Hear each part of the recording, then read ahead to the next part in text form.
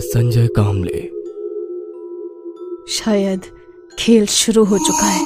सुनैना की बात सुनकर दबी आवाज में विवेक ने कहा, अब बिना वक्त गवाए हमारे पास जितनी भी मोमबत्तियां हैं वो सब जलाते हैं।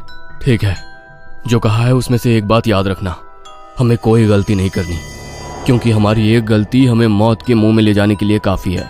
सचिन की बातें सुनकर विवेक ने टॉर्च शुरू की और सुनैना के साथ नीचे वाले फ्लोर पर चलने लगा तो सचिन और अतुल दबे पैरों से सीढ़ियां चढ़ते हुए बिना आवाज किए दूसरे फ्लोर की मंजिल पर चलने लगे।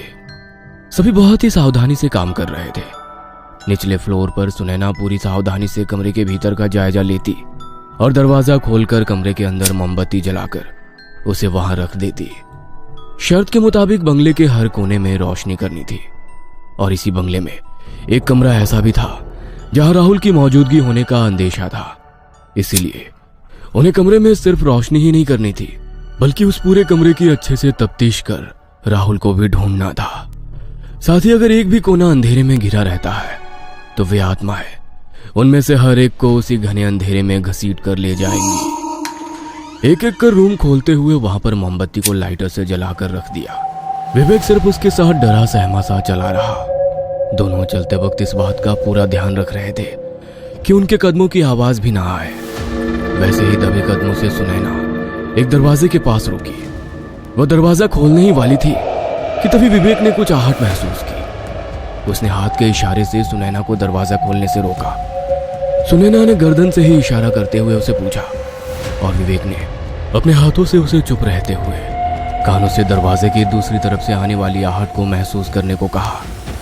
सुनैना ने डरी सहमी आंखों से दरवाजे की तरफ देखा। दोनों बिना हिले डुले बिल्कुल एक पुतले की तरह खड़े दरवाजे की तरफ देख रहे थे। डर के मारे सुनैना के दिल की धड़कन तेज हो गई। सांसें रोककर वो उस आहट को महसूस करने की कोशिश करने लगी, पर उसे तो कोई भी आवाज या कोई ऐसी आहट महसूस नहीं हो रही थी। उसने दोबारा गर्दन हिलाकर विवेक से सवाल किया, पर विवेक ने उसे वैसे ही चुपचाप बिना हिले खड़ा रहने के लिए हाथों से इशारा किया। विवेक की आंखों में बसा खौफ देखकर सुनैना समझ चुकी थी कि जरूर कुछ है। विवेक ने अपने होठों पर उंगली रखते हुए सुनैना से बिल्कुल आवाज ना करने का इशारा किया। इधर सचिन और अतुल टॉर्च की रोशनी में एक एक रूम के अंदर जाते हुए पूरी सावधानी के साथ मोमबत्तियां जलाने लगे। वे दोनों भी इस बात का पूरा ख्याल रख रहे थे कि उनके कदमों की आवाज भी ना आए। एक कमरे के बाहर खड़े होकर उसके भीतर का जायजा लेते हुए सचिन ने उस कमरे का दरवाजा धीरे से खोला। दरवाजा खोलते ही कमरे के भीतर से एक अजीब सी गंध उनके नाक के भीतर घुस गई। उस गंध से सचिन खांसने लगा। अगले ही पल उसने अपने पॉकेट से रुमाल निकाला और अपना मुंह ढक लिया ताकि खांसने की आवाज ना आए। सचिन दबे कदमों से दरवाजे के भीतर चला गया। उसके पीछे अतुल भी दबे कदमों से अंदर आया, पर अंदर पैर रखते ही उसे भी वही बदबू महसूस हुई। एक हाथ में टॉर्च ठीक से पकड़ते हुए उसने भी अपनी जेब से रुमाल निकाला और मुंह ढक लिया। सचिन ने कमरे के भीतर मोमबत्ती जलाकर एक जगह पर रख दी। तभी अतुल ने टॉर्च की रोशनी बाथरूम के दरवाजे पर डाली।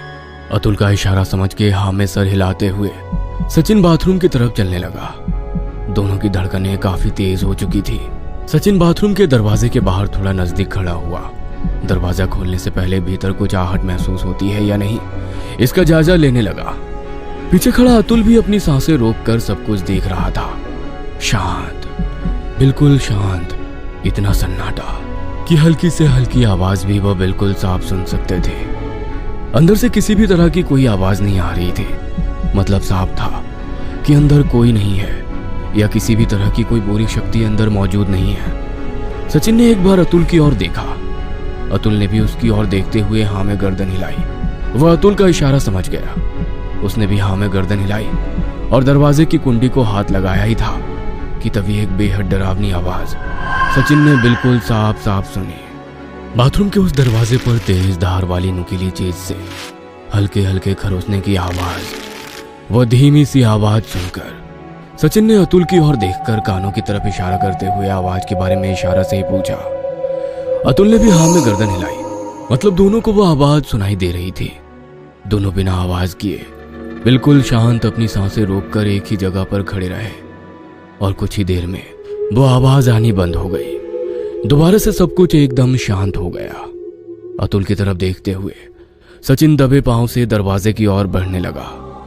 दाएं हाथ से टॉर्च की सफेद रोशनी दरवाजे पर डालते हुए अपना बायां हाथ कुंडी की तरफ बढ़ाया ही था कि अंदर से दरवाजे पर हल्की सी दस्तक हुई। उस कमरे के भीतर फैले खौफनाक सन्नाटे के बीच दरवाजे पर हुई उस दस्तक ने कुछ पल के लिए ही सही पर दोनों की सांसें रोक दी। अतुल के दिल की तो धड़कन ही रुक गई। अपने डर पर काबू रखते हुए सचिन ने दरवाजे की कुंडी से धीरे से अपना हाथ हटाया। अतुल ने अपने एक हाथ से अपना मुंह दबा लिया। सचिन ने अतुल को शांत रहने का इशारा किया। बिना आवाज किए होठ हिलाते हुए कहा, राहुल हो सकता है। अतुल ने भी अपने डर के ऊपर काबू रखते हुए हाँ में गर्दन हिलाई और अपने पॉकेट से एक कोरा कागज निकाला। उस कागज पर नाम लिखने लगा, पर डर के मारे उसके हाथ कांप रहे थे। उसकी हालत देखते हुए सचिन ने पेन और कागज अपने हाथ में लिए और उस पर अपना नाम लिखकर वो कागज और पेन दरवाजे से दूसरी तरफ सरकाया। दोनों दरवाजे से थोड़ा दूर हटकर डरी सहमी नजरों से दरवाजे के बीच रखे उस पेन और कागज पर टॉर्च की रोशनी डालने लगे। दोनों सांस रोककर सब कुछ देख रहे थे। एक गहरा जानलेवा सन्नाटा चारों ओर फैला हुआ था। दोनों को अपने दिल की धड़कन साफ साफ सुनाई दे रही थी।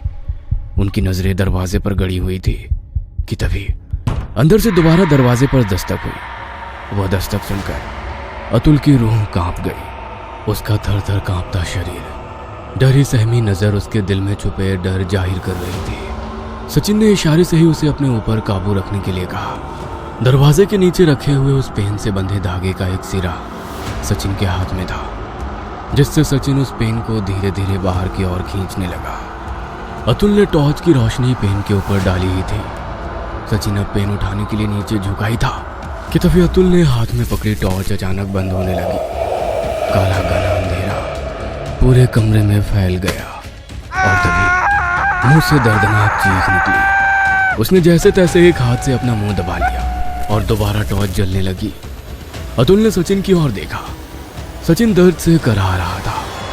उसने अपना हाथ टॉर्च की रोशनी में लिया और वो नजारा देखकर अतुल की रूह कांप गई। वह पेन सचिन के हाथ में घुसकर दूसरी तरफ से बाहर निकला था।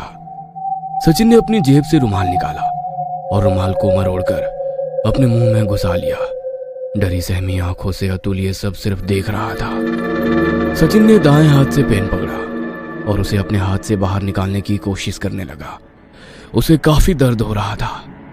हाथ से टपकने वाली खून की बूंदें अब नीचे जमीन पर गिरने लगी। सचिन ने अपनी पूरी ताकत लगाई और एक ही झटके में हाथ में घुसे उस पेन को बाहर निकाल दिया।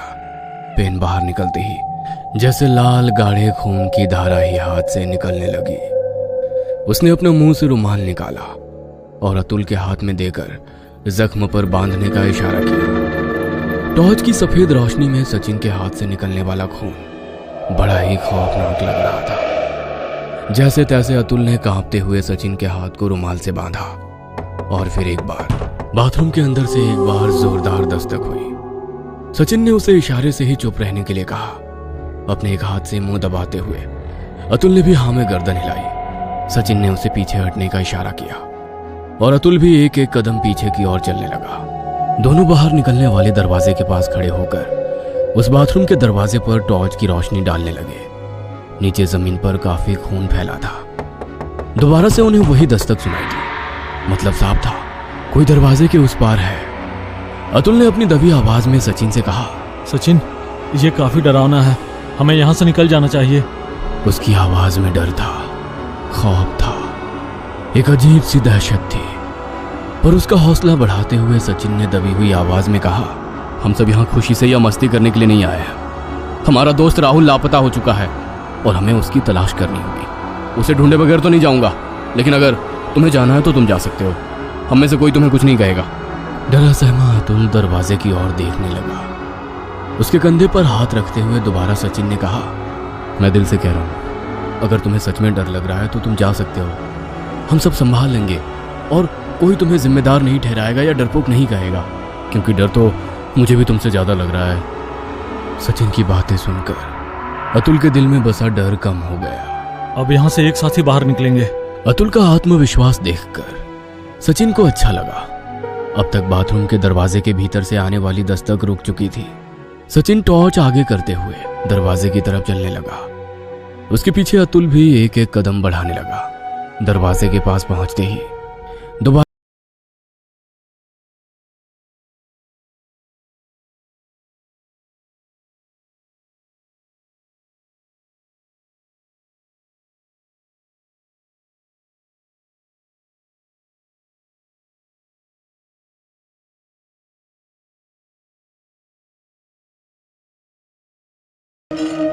दोनों की सांसें थम चुकी थी।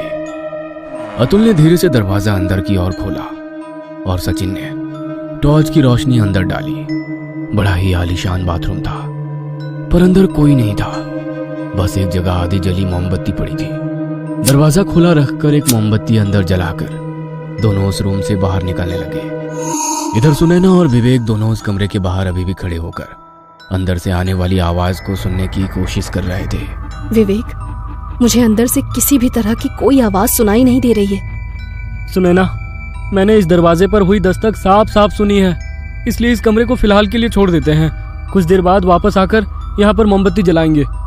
सुनैना ने विवेक की बात मानते हुए दरवाजे की कुंडी के पास गया। अपना हाथ पीछे लिया ही था कि अंदर से सचमुच किसी ने जोर से दरवाजे पर दस्तक दी।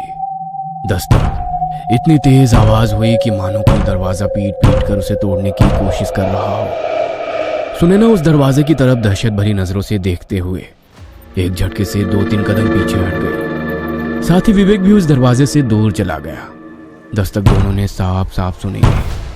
दोनों उस कमरे को छोड़कर दूसरे कमरे की ओर दबे कदमों से चलने लगे। दूसरा कमरा पास में ही था।